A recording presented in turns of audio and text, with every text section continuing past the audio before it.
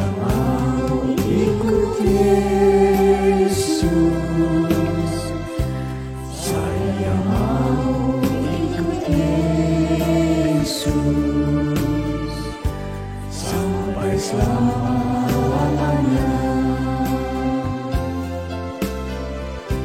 Saya mau ikut Yesus, saya mau ikut Yesus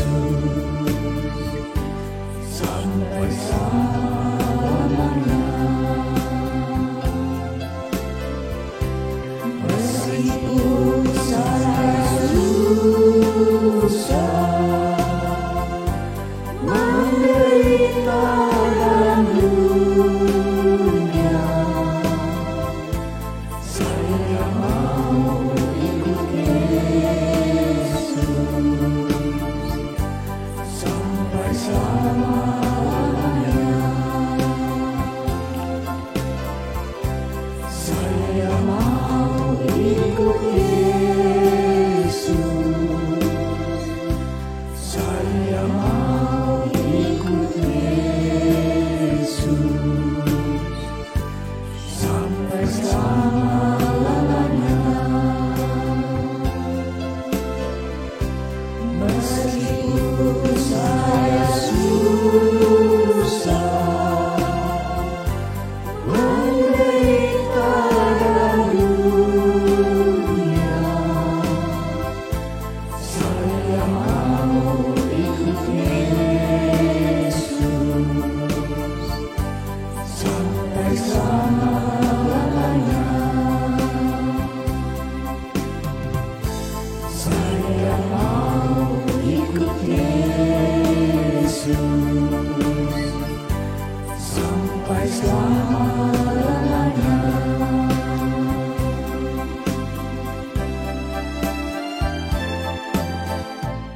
Salam damai saudara-saudariku yang dikasihi Tuhan. Berjumpa kembali di dalam Bina Iman Lansia. Para senior, dalam hidup ini tidak selamanya kita mengalami sukacita, baik-baik saja dan semua terasa indah. Ada saat-saat tertentu di mana kita harus memikul salib, derita dan persoalan hidup. Setiap persoalan dan pergumulan hidup yang kita hadapi, janganlah sampai membuat kita semakin jauh dari Allah. Justru setiap masalah dan salib itu semakin mendekatkan kita kepada Yesus, karena Dialah penolong dan kekuatan untuk mengatasi semuanya itu. Dia tak akan pernah membiarkan kita berjalan sendiri tanpa pendampingannya. Bahkan Yesus mengundang kita untuk datang kepadanya, khususnya bagi semua yang letih lesu dan berbeban berat. Dia akan memberi kelegaan. Saudara-saudariku, setiap orang pasti membutuhkan kelegaan dan ketenangan hati. Karena itu, kita harus belajar rendah hati dan lemah lembut seperti Yesus. Sebagai orang Kristiani, sepatutnya kita percaya dan berserah kepada Tuhan bahwa kuasa-Nya menyertai kita. Berserah kepada Tuhan berarti mengikuti kehendak Tuhan, percaya dan menyerahkan diri pada rencana dan pimpinan Tuhan, berpikiran positif, punya semangat hidup, dan yakin akan pemeliharaan Tuhan.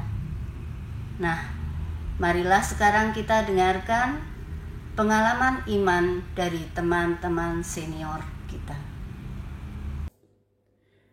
Hai, selamat pagi, selamat siang, dan selamat malam untuk opa, oma, ibu, bapak, sahabat lansia yang saya kasihi. Perkenalkan, nama saya Domi Toron, saya dan istri bekerja sebagai guru. Tuhan selalu menolong saya dan keluarga ketika kami mengalami kesulitan. Di usia yang 61 tahun atau mau masuk 62 tahun, saya masih dipercaya untuk menjadi guru. Walaupun sudah 3 tahun diperpanjang. Namun demikian, untuk tahun ini, bulan Juli atau Juni nanti, saya tidak bisa diperpanjang lagi. Saya berhenti menjadi guru. Dengan demikian, pendapatan saya juga berhenti. Namun satu hal, saya percaya bahwa Tuhan dengan caranya sendiri pasti menolong. Entah berapa lama kami harus menyesuaikan keadaan kami dengan situasi yang sekarang ini. Entah berapa lama kami harus mengalami kesulitan.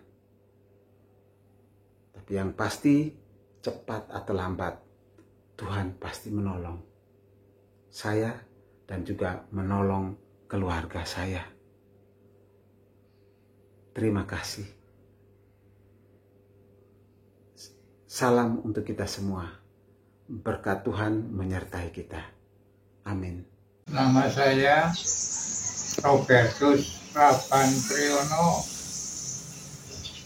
berasal dari Banjarnegara. Pada saat mengalami masalah hidup, saya masih selalu disertai oleh Tuhan, dan permohonan kami sering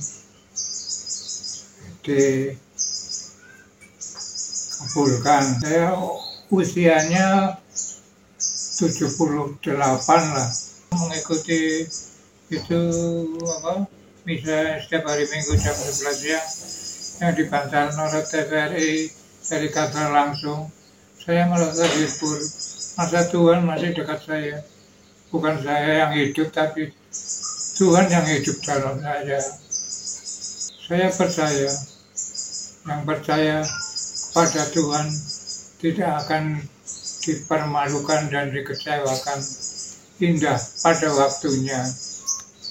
Saya ingat bahwa sakit penyakit itu bukan anugerah dari Tuhan.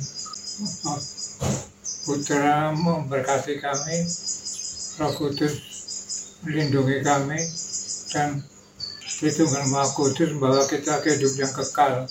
Salam sejahtera bagi Bapak dan Ibu semua. Saya Ibu Mary dari lingkungan Rosade 5, Komunitas Lansia Blok SR, ingin berbagi pengalaman akan penyertaan Tuhan dalam hidup saya. Saya tidak mengira di usia yang tak muda lagi ini, saya dikejutkan dengan penyakit yang ditakuti banyak orang. Berawal dari tai lalat yang ada di mata kaki, yang terkelupas kulitnya menjadi seperti koreng. Dan atas anjuran dokter kulit, tai lalat tersebut haruslah dibiopsi.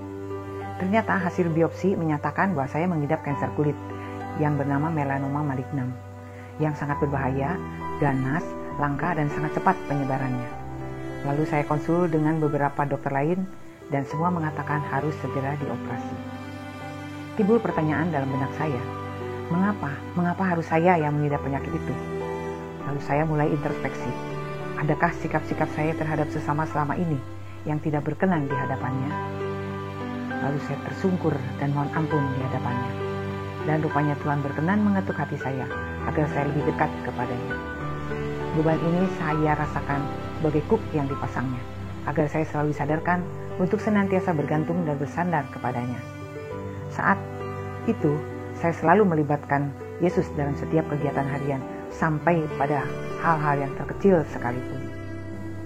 Dialog dengan keluarga, doa bersama dengan suami dan anak-anak, serta bantuan doa dari saudara dan teman-teman semua, sangatlah memberi kekuatan kepada saya bahwa Tuhan tidak pernah merancang kecelakaan, tetapi keselamatan. Sehingga pada 17 September 2020, saya berani melangkah untuk operasi kanker yang pertama. Pasca operasi, saya harus duduk di kursi roda selama 6 bulan. Rupanya Tuhan bekerja dalam hidup saya. Sejauh ini, saya jalani tanpa keluh kesah. Padahal saya bukanlah tipe orang yang penyabar. Namun, saya tetap menjalankan tugas harian sesuai dengan kemampuan yang saya miliki. Usai operasi kanker, seharusnya melakukan kemoterapi. Namun, kemo tersebut terpaksa ditunda karena dari hasil CT scan ternyata ditemukan lamium dan massa di rahim saya. Rupanya, ujian hidup saya belumlah selesai. Maret 2021, saya menjalani operasi kedua, yaitu pengangkatan rahim. Bersyukur lamium dan massa yang ada di rahim saya tidaklah berbahaya. Dan setelah itu baru saya mengawali proses kemoterapi selama 6 kali. Bukan perjalanan yang mudah. Setiap usai kemoterapi selalu berdampak. Kadar darah yang selalu rendah, harus transfusi dan suntik glykogen, lidah yang kurang bersahabat selama 10 hari sehingga susah makan dan sering terasa mual.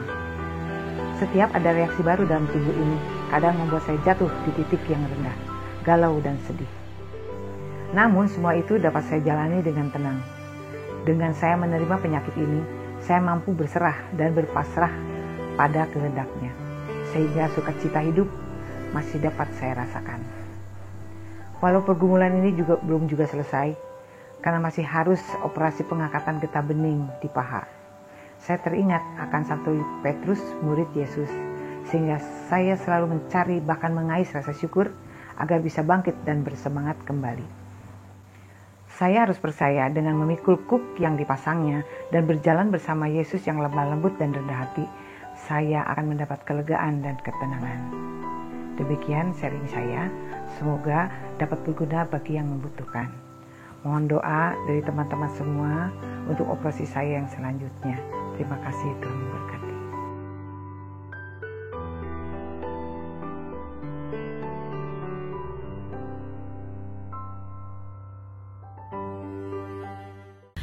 Ibu Bapak yang dikasihi Tuhan Yesus, dalam hidup persoalan datang silih berganti. Namun dengan penyertaan dan kekuatan dari Tuhan, kita sanggup menghadapinya. Kita belajar percaya bahwa Tuhan Yesus akan menolong, dan kita belajar berserah, mengenal kehendak-Nya, sehingga jiwa ini mendapat ketenangan. Berserah artinya segala perkara kita letakkan di dalam tangan Tuhan yang kuat dan percaya Tuhan sanggup menyelesaikannya. Yang diperlukan adalah tanggapan baik dari kita atas uluran tangan Tuhan yang senantiasa mendekat pada kita. Saya akan menyanyikan sebuah lagu untuk permenungan kita bersama. Mari datang umatku, mari datang kasihku,